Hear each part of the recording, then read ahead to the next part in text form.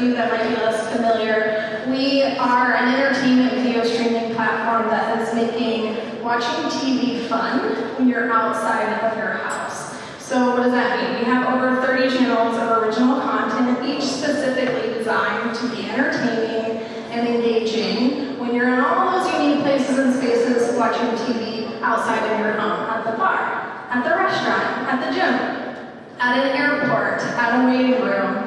And with that, we offer brands a unique opportunity to also show up in those places and spaces with intentionality, which ties nicely to a lot of the themes we've heard today and the panel today, which we'll dig into intentionality, authenticity of work we've heard a lot, and that the blending of that art and science that's required to build really effective customer loyalty strategies. So with that, you've already been introduced to our panel of experts who know a lot more about this topic than me, so I'm excited to learn from them. And I'll just, if you don't mind, go down the row here, if you could tell us a little bit about your role, and then more specifically the role that customer loyalty plays in your broader marketing mix. Yeah, and I realize that your answers will probably be very different, right, because of the brands that you represent.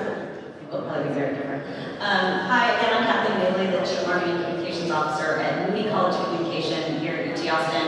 I've been at UT Austin for 19 years. I got my MBA here in the mid-90s. Loyalty is a really, really important thing at the university level, and it's different than at the product level because for a lot of people, loyalty starts not when they purchase an education. So it starts often when they're really young. I have my son is in the front row, he's a sophomore here, and when he got into UT, I said he's finally a Longhorn, although truly he's been one all of his life. And so loyalty is just, I mean, here we are in the middle of the stadium, and you all know, like, fans, where you went to college can make such a big difference in your life and your trajectory, and so there's a lot of feeling and emotion. But it's also something that is not influenced by one or two things, not by the specific product that you bought or the customer service experience that you had. It's how your offer was, or how your admissions letter was given to you. It was how your financial aid happened. It's the friends that you made, the professors that you had. So your loyalty can change. It also sometimes, someone once said to me about marketing strategy at UT that winning football games and winning sports is a good marketing strategy. So that can make a difference in loyalty too. So it's a really, really powerful thing when it comes to universities. That's great. I'm Jonathan Clarkson, Vice President and Chief Product Officer at Southwest Airlines. Been at Southwest for about 17 years. I was actually a student here a long time ago when I was Jack's age. Vaguely remember that. So it's great to be back here in Austin and visiting with everybody. My role is we're responsible for all of our fare products. So we think about our lowest price product, which is Want to Get Away Plus. Want to Get Away and Want to Get Away Plus up to Business Select. We're responsible for our ancillary products, which are boarding products, like upgraded boarding and early bird. And then my team is responsible for the evolution of our product, which is moving from, as you may have read, from open seating to assigned seats. So that's all going to happen starting next year. So we've got our hands full, but it's an exciting time at Southwest, to be certain. And then we, of course, also have the loyalty program, Rapid Rewards, which hopefully all of you are members of, and earn points and maybe even have companion passes. So in terms of how we look at loyalty, obviously it's a very critical piece of our business. We measure it. I kind of think of it more as like loyalty is the emotion that's attached to the behavior that you want, and the behavior's engagement. So we really measure, that's how we look at our customer base. To what extent are they engaged? How many times a year do they fly us of all the uses that they're willing to give? But all the times they're going to fly, how many do we get? And then how do we get more and more of those use occasions from them in order to make them more and more loyal customers for our brand? Hey everyone. Hear me now? Hey everyone, I'm Craig. I'm the CMO of American Eagle, but the more important title that I have is a father of a Longhorn student. So Jack, you're not the only Camille is in the back, and she's a sophomore here at the University of Texas, so it's fun to be here. I'm going to throw out a few fancy stats, and it's going to lead up to something about brand loyalty. So, American Eagle was just voted the #1 most bipartisan brand in America, period. Not by industry, #1, period. Second, we were voted #1 retailer for Gen Z in America. And finally, we sell more jeans in America than any other brand, including Levi's. And I think I bring that point up is because people vote with their credit card on brands that represent their values, have a must-win product, or have an experience that they hold really important.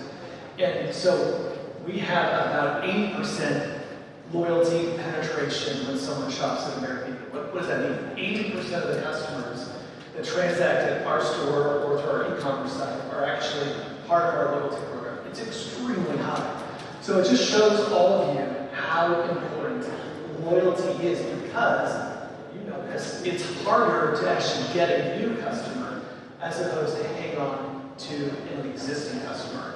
So loyalty to your question, Bobbi, is unbelievably important. Harder and a lot more expensive. I'm glad that Jack and Camille are here because we're going to talk about y'all. We got to talk about these mutants that are Gen Z. They've come up a lot today, and you each have your fingers on the pulse of this generation, both at work and more importantly at home. I think more than their predecessors, they are really driving the cultural zeitgeist, maybe more than we'd like to admit. They love reminding my generation what's not cool anymore, for example. But how do you build brand loyalty with this generation that is simply known for being and caring less about brand loyalty? I'll jump in first. I think that we've had to rewire the way that we think about our company. And most people would think we're a retail company, but I actually think we're an entertainment company. Because we're battling for market and mind share of food, travel, food and beverage, whatever it may be. And we have to almost program our brand as if we're programming a television program or an entertainment program. A bit earlier today, I talked about the fact that at AE, we put out about 500 to 600 pieces of content a week. Think about how much we have to pump out. And no offense, Camille, but the reason is because Gen Z has the attention span of a gnat. And they are constantly seeking new experiences, new brands, and new ways of living their life. And so we have to push ourselves to be the best storytellers, the most efficient storytellers, and constantly surprising people as well. And there's some unbelievable channels. Of course, TikTok being probably the top of that pyramid in terms of what we use to communicate with Gen Z. But as I've been able to see at Calvin Klein, Gap, and Abercrombie, things move at the speed of Gen Z. That's what I say. And our superpower, I think, at my company, is the ability to pivot and be flexible and go where Gen Z wants to go. Yeah, it's a great point. I know we recently did some research with our partners at Visa, and about 85% of the spend growth that the retail economy is going to drive over the next 15 years is going to come from Gen Z. So obviously that's where everybody has to be if they intend to grow their brand and continue to grow sales. We've been very focused on establishing a brand that is relevant to Gen Z. If you look at the Southwest Airlines brand, it's like clearly the favorite brand among boomers and Gen X, and then it gets a little bit more competitive with millennials. And with Gen Z, it's an absolute crapshoot. Like if you just ask who their best favorite brand is, it can change by the day. But Delta, American, United, Southwest are all kind of right there. So there's an opportunity to clearly differentiate from everybody else. And I think all the people that play in that space see it, and we're all trying to do just that. What we have going for us is that this generation, perhaps more than any, loves to travel, and they love to share their experiences with their peers and other folks around what travel is like for them. So really, we're making a real effort to tap into that the fact that we have a big airline who has flights to a lot of different places is a good start. But there are also some very clear product preferences that Gen Z has articulated that we're evolving to. There's the propensity for young flyers to spend their own money on a seat upgrade was unheard of when I was in college, certainly. Now, that's more and more common. So you have to have a product that meets the needs that people want. Again, that's one of the things that's really at the root of our evolution. I'm super fortunate in that I am immersed with Gen Z every day, all day in my office. Moody College is about 5,000 students, and about 4,500 of those are undergraduate students. And so and they love to document what they're doing. And so the 500 pieces of content a week freaks me out. But also, we really rely on our students to authentically communicate with the experiences at Moody College. And a lot of students are looking at schools and they're thinking, oh, I need to study business or I need to study engineering. And so my challenge is to showcase how great it is to study communication, what skills you're going to learn from it, and then what you can do from a career. We really use our students and our young alumni to do that. Obviously, it's working because Camille was not at Moody when she first got to UT and she transferred, so I'm doing something right. But really, it's that the immersive experience that they're having in school right now, that they're willing to document, willing to share, that shows prospective students what it can be like when they're at Moody has been really beneficial for us from a loyalty standpoint. The big question will be is once they graduate, are they loyal enough to give back to us? And we see. Yeah, the amount of content that you're pumping out as a brand also scares me, and I work at an entertainment and content company. But also it comes back to, and I think this was a question or a topic earlier about the trust that you're sort of placing in not only your audience, but maybe content creators that you're partnering with. What happens when you win or if you get it wrong? And you probably teach courses at Moody about PR crisis. Jonathan, I know sometimes your brand takes the heat for things that are literally acts of God you have no control over. I was talking about weather disruptions. How do you react to those while still sort of maintaining and building that loyal base? I think one of the examples that is still in a lot of people's mind is our Winter Storm Elliott event back in 2022, end of 22. And it happened over Christmas. It impacted no less than 2 million customers. And it was by every standard, it was a really bad experience for Southwest customers and by association with Southwest Airlines. I think the way we solved for that, or began to solve for it in the early days, was we worked very hard to get everybody back to where they were intending to go, get them their luggage. That took some time. But then we made a real point of communicating directly with people, frequent communication, in-depth communication about what was going on, even if it wasn't necessarily a solution. We could at least tell them where things stood in the process and what we were going to try to do for them. And then we, as a gesture of goodwill, we gave everybody, this is only a fraction of what some people had to deal with during that period of time, but we gave everybody 25,000 rapid rewards points, which they could then use however they wanted. If you had 6 people on your PNR and all of them were disrupted, then that PNR received 150,000 points. So it was a way for us to at least make a gesture. Again, it was not designed to or thought to make up for the level of frustration and disappointment that a lot of those folks had to deal with. But we knew it was important to quickly and confidently make some sort of gesture to do that, and then maintain our ability to build confidence back into the Southwest brand for people after that event. And Jonathan, It's interesting at Moody, we have a lot of content creators. We do track, they just don't post on our channels without a review. So we're making sure that things are authentic but also brand aligned. And And from a crisis standpoint, like, if things happen for students that they're unhappy about, generally they need a personal touch to solve that. They can meet with their professor, they go to our advising, those things. So there have been some bigger sort of PR crisis kind of things, and you know, it's how you handle any crisis PR. You try to be authentic, you try to be transparent, you accept responsibility where you need to, and then you try to solve the problem and make gestures to show goodwill. And I think that's still, I think coming from that other generation, that resonates.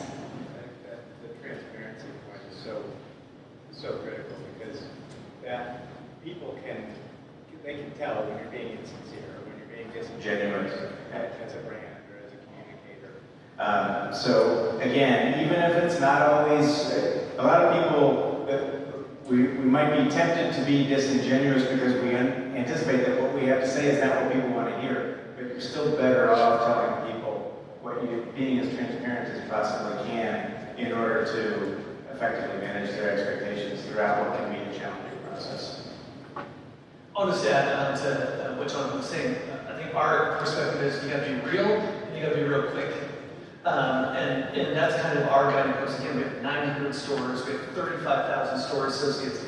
Most of the feedback about a tougher experience comes from those stores.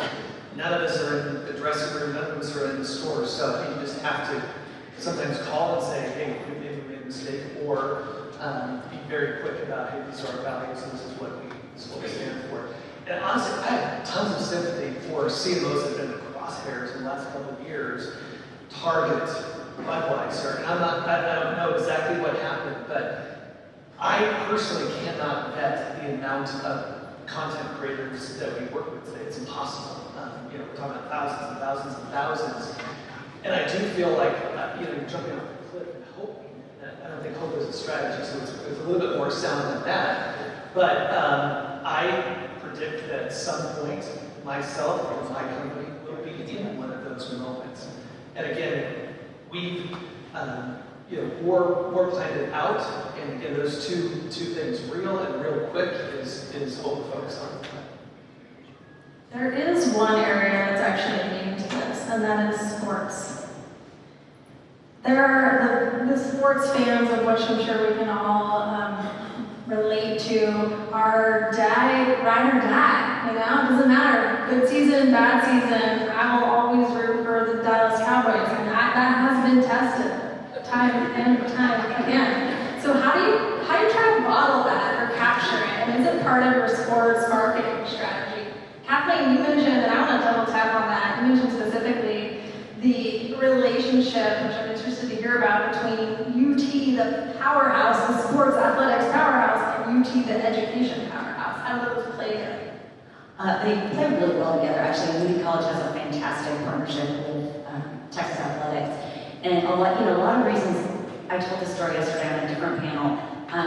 I did some research, or I looked into some research about why students would choose, if students choose not to come to UT or Moody College, where did they go instead? And they go to A&M. And so many of my colleagues and people in my college were like, oh, that's impossible. They don't have communications. They just have a whole communications department. They don't have a, But 18-year-olds are deciding based on much bigger things. And maybe they've been A&M fans all their lives. Maybe there's some other reason. But we are really playing into the sports side of things at Moody because so many of our students are here because they do love the sports. On the panel I was on yesterday, it was for higher education marketing. I sheepishly said, we're in a really good position. A lot of other universities are not. We are a large and growing state. We are trendy right now. We've always been in demand, but big, southern, research, high academic, affordable colleges and universities are really in demand right now. We are playing on the sports side by, Jack took an NIL class last year, and it's half athletes, so Quinn and Arch and basketball players, there's a number of athletes who are in the class, and then the non-athletes start joining the business side of NIL, the brand, the marketing side, and so we were talking about that earlier, and that's what students want to learn about. That's pretty cool.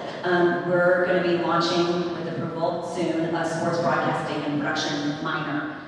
We have a Center for Sports Communication and Media. We launched with athletes, basically, a certificate program for strategic communication, for sports communication, and students can stack that. And we have a lot of athletes who had eligibility from COVID and were looking for graduate programs, so this is a graduate program, can be UT students or outside students, and really learning about personal branding and managing their brands, and so really leaning into the sports and the loyalty to sports and the excitement around sports from an educational standpoint has been great for us.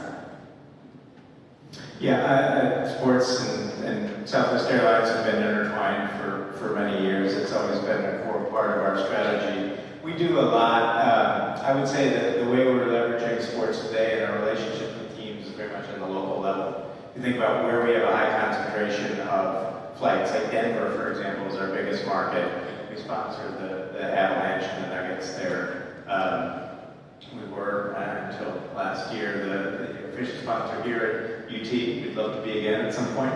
But it tends to be a local focus. It tends to be markets where we have strength, and it gives us an opportunity, really wonderful opportunity in many cases, to activate and sort of have that game day presence. One of the areas that we've had a lot of excitement about investing a little bit more in are more emerging sports. Like one of the things we actually just took on a sponsorship with the Professional Pickleball Association. So we're the official airline with the PPA. We actually had to be kind of clever about it because it was a bigger check, frankly, than we wanted to write. So we partnered with our bank. My team also manages our co-branded credit card, which is issued by Chase, or JP Morgan Chase Bank. And we were able to get Chase to kick in some funding, and so now we're the official airline and the official co-branded credit card of the PPA. So that was basically a way to pool those funds to make it happen. But that's an example of one of the areas that I think we're leaning into a little bit more, in addition to some of the more traditional sports and team sponsorships that we've done for decades.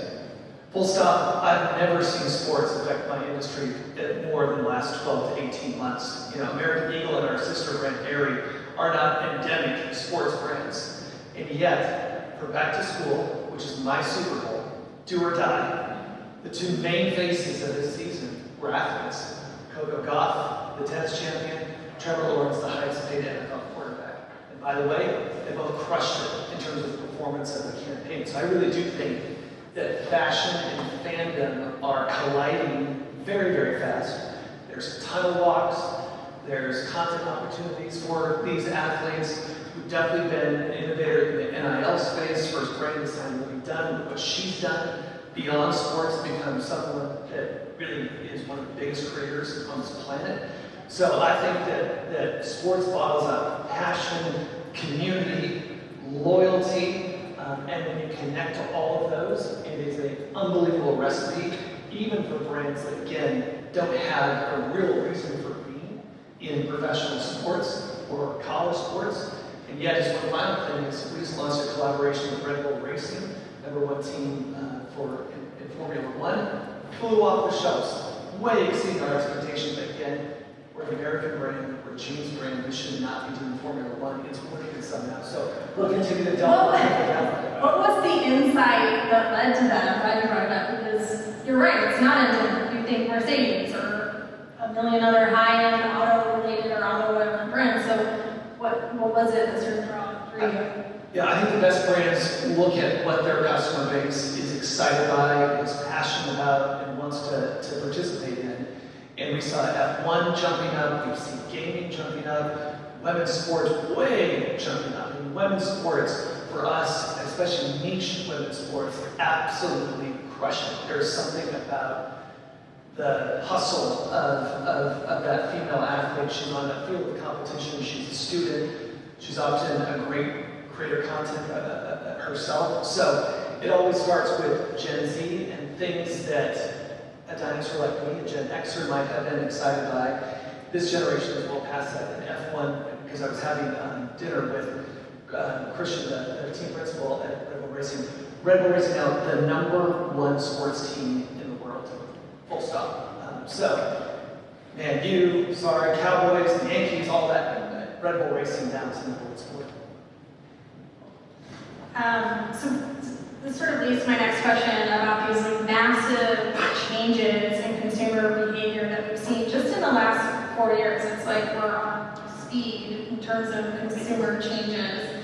What are the ones that are impacting your businesses and your goals the most, and how are you reacting to them? I'll use an example in the sports space that's actually relevant to our business, right? So there's a lot of, I think we talked about TV and media earlier, there's this massive sort of fragmenting happening with live sports, and there's this grab from different streaming services and networks to get a piece of the live sports pie and the programming that's happening there. And what's happening in our space is a lot more and more people, over 30% of people actually this year, went to bars and restaurants outside of their home to watch the game, likely for a lot of different variables, but one of them is it's frankly just harder to find or afford the game at home. I don't know where it is, I don't know what day it's on, I no longer have that streaming service, so I'm just going to grab my friends and go to the bar and watch the game. And that's something we're very much reacting to and leading into as a shift in consumer behavior. What are those behaviors that sort of either keep you up at night or that you're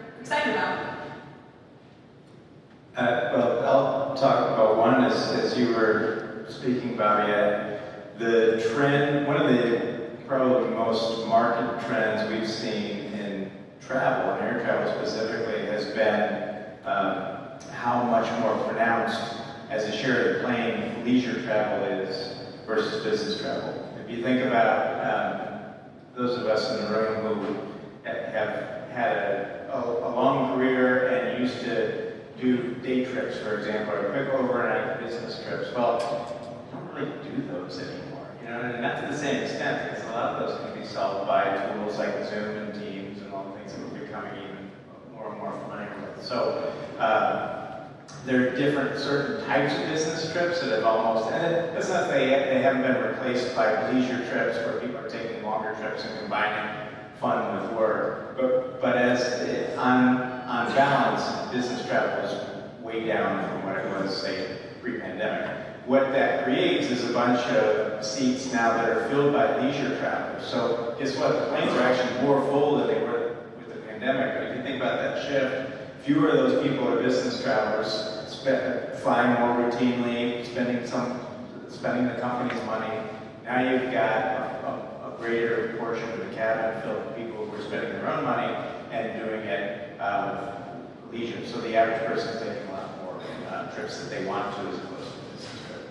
So that has changed a lot about how all airlines appeal to customers. Now we appeal to people primarily as leisure travelers, even though it's always the same person who's traveling for leisure and for business, but now we're appealing to their senses as a leisure traveler. It makes a difference in terms of where we advertise, in terms of like our distribution strategy. We were always, you come to southwest.com in order to buy a ticket. Now we've found that we have to have some amount of activity happening through Google Flights or OTAs like Chase Travel, for example. So that's one of the trends that we've seen evolve quite a bit and we're adapting to. It's just more and more people traveling for fun as opposed to traveling for work. I think the thing that keeps me up at night, but I found it fascinating, is the fact that my job, the job of a modern CMO, has shifted from push down to pull up. And what I mean by that is that back in the day, it wasn't too long ago, is we had a marketing plan. The marketing plan was set up 6, 9, 12 months in advance. It doesn't matter anymore, because those plans are being ripped up on a daily basis by our very best customers. Love them dearly. Let me give you an example.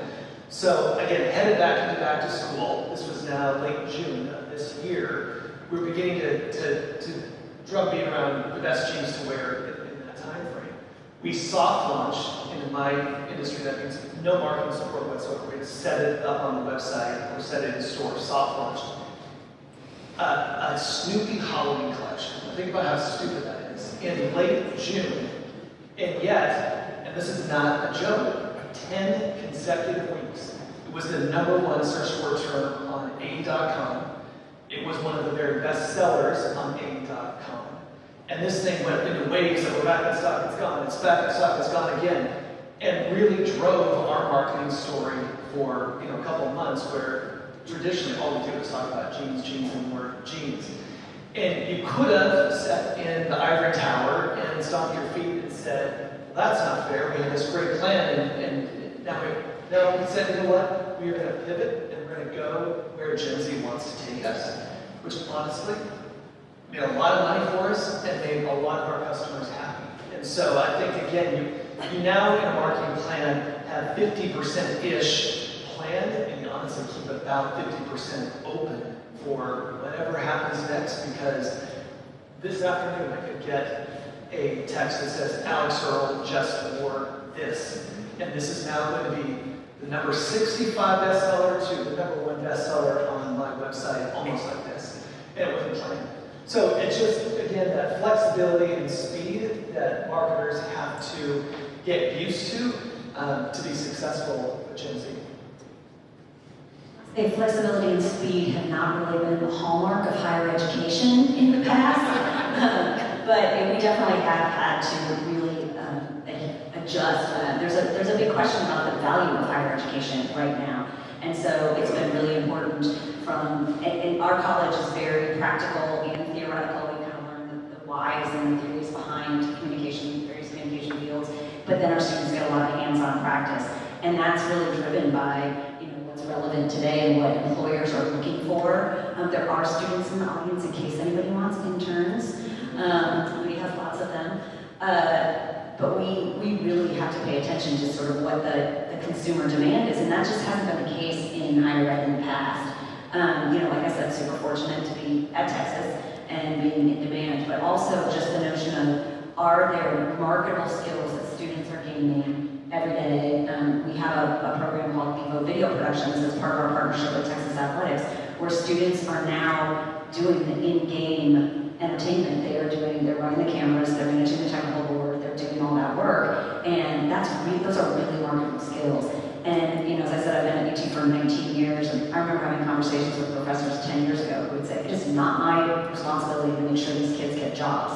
It's like, but their parents, and they are coming here so that they will then go be able to support themselves. And that has really shifted, like the focus on career and where students are going when they graduate. It's not vocational training, but it's definitely much more skill-based and looking at how are we delivering value back to the student, to the customer.